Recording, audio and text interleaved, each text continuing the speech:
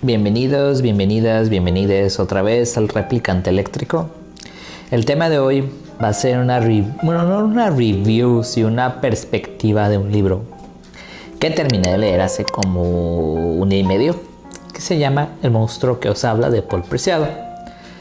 Vamos a empezar con su introducción, como él comenta su experiencia en este ensayo, siendo alguien disidente de la cárcel a la que le fue asignado, cuál es el problema en sí y cómo yo lo homologo con otras cuestiones más allá de la sexualidad, o que tienen que ver con la sexualidad también, como es la política, pero en una situación que a mí me impresionó muchísimo.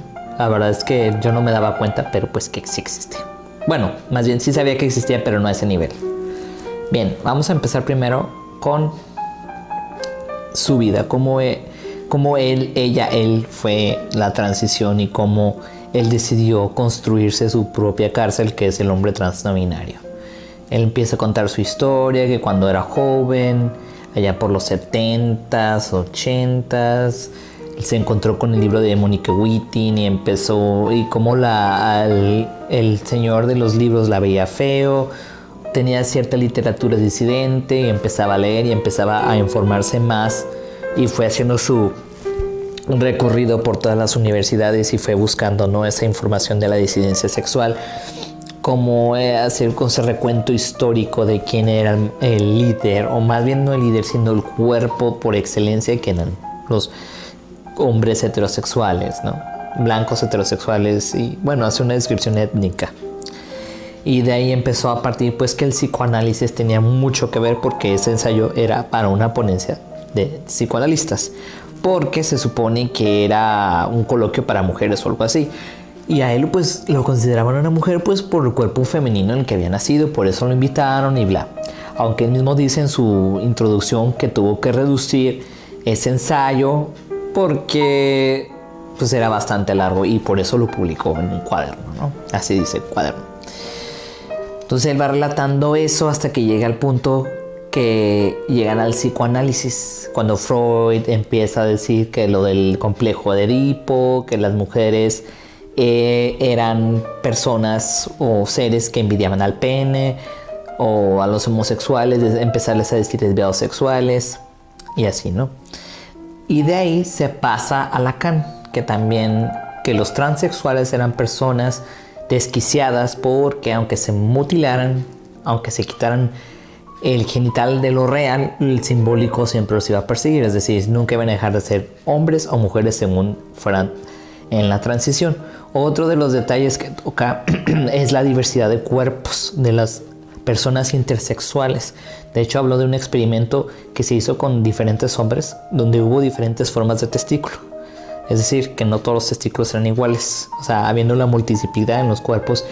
Y también volviendo a los intersexuales, de cómo ellos empezaron a exigir que se les respetara esa parte y que no los obligaran a someterse a la categoría del género. La categoría del género es algo muy reciente. Se empezó a usar en los 60s, pero pues mucha gente lo usa como un universal, porque ya pues todos lados, ¿no? Sobre todo estas clases conservadoras. En lo que sí hace mucho énfasis es en el tema del paradigma, y toma de ejemplo a Thomas Kuhn.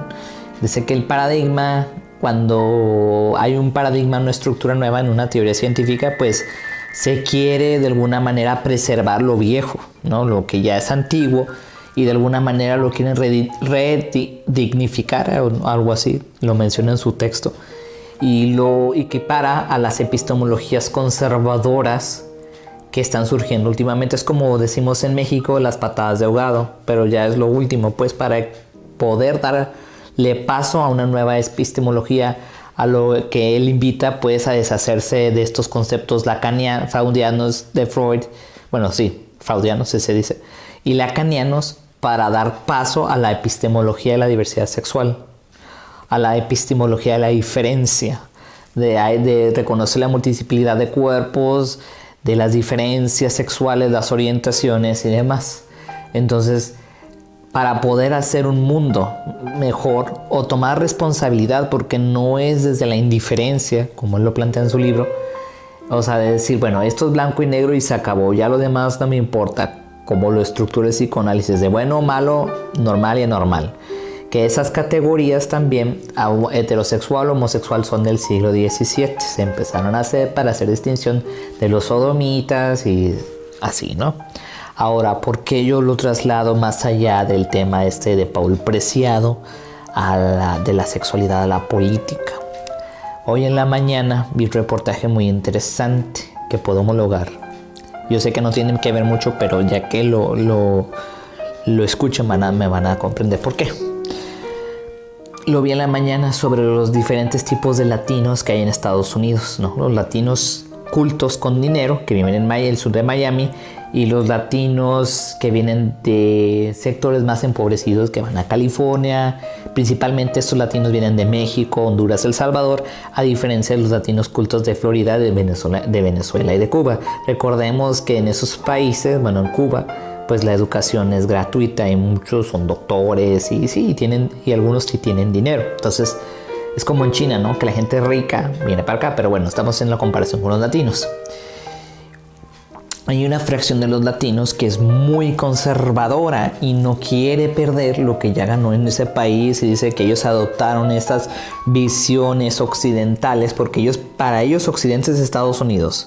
Aunque sea Latinoamérica y demás, no existe más.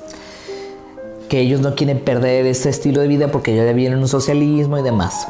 A lo que un sociólogo estadounidense dijo, bueno, ellos, esa fracción de latinos, no quieren identificarse con los indígenas, con la parte oscura, con la parte marginada, entonces se unen a la parte más extremista de la ecuación. A lo que voy con esta analogía también pasa con las personas LGTB. Bueno, han luchado tanto por los LGTB conservadores, porque hay personas trans también conservadoras que aunque hayan construido su cárcel, porque salieron de una para ir a otra, porque realmente no somos libres, vivimos entre ficciones, diría Paul Preciado, también son conservadores y quieren seguir preservando esa hegemonía, se unen a la parte más fuerte, al pensamiento heterosexual. Por eso dice Paul que hay que desheterosexualizarnos. Ojo, no quiere decir que cambies tu orientación, quiere decir que todo lo dejes de meter en el mismo paradigma, porque hay heterosexuales, por ejemplo, que no se quieren casar, no quieren tener hijos, viven en unión libre, viven en relaciones poliamorosas, en fin, no es solo cuestión de la diversidad sexual, ¿ok? O sea, eso es muy importante. Además, no por ser de la diversidad vas a saber de sexualidad tampoco, ¿sí? Entonces, es eso.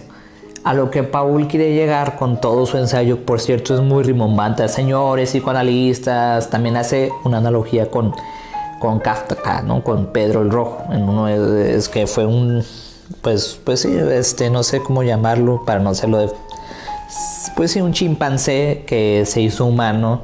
O sea, adoptó la cárcel de un humano. Yo adopté sus costumbres y demás, a lo que Paul también describe muy bien en su experiencia de ser hombre trans. Sobre todo me gustó mucho la analogía de los baños, lo cual yo me sentí muy identificado cuando empezó a hablar más de su vida como hombre trans, de socializarse, ¿no? De forma de la homosocialización que hay entre varones en los baños, que son apestosos y así, ¿no? Yo todavía batallo con eso porque sí, los baños de los vatos sí son apestosos. Y esa forma de socialización que en la realidad no llevan a cabo, que tienden a ser hipócritas. ¿Por qué? Porque ¿qué van a pensar de ellos, por ejemplo, ¿no?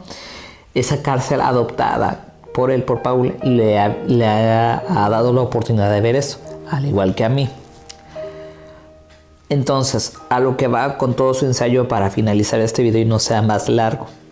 Lo que él hace es estructurar desde cómo el psicoanálisis ha dañado tanto a la diferencia sexual, que tiene unos paradigmas muy rígidos que hay que romper, al igual que se hacen con los paradigmas científicos que se van refutando, que se van reformulando, y hay patadas de ahogado por parte de las derechas con su llamada ideología de género y así, que quieren todavía salvar la epistemología que ya se va a extinguir de alguna forma, porque ese conocimiento se está haciendo visible.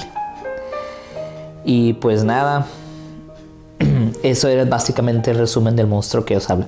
Yo me sentí muy identificado con la parte más personal de él cuando empieza a descubrir y demás, porque es un viaje muy parecido al mío, aunque pues yo no asistí a escuelas de élite como él, ¿verdad?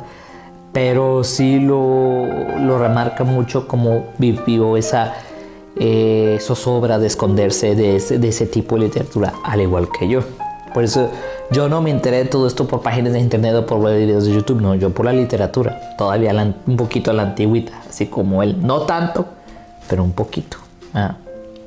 Entonces, a lo que va él es que hay que reconocer las nuevas diferencias que están surgiendo, romper esos paradigmas y crear una nueva epistemología que cada día es más visible. Y pues nada, gracias por ver. Bye bye.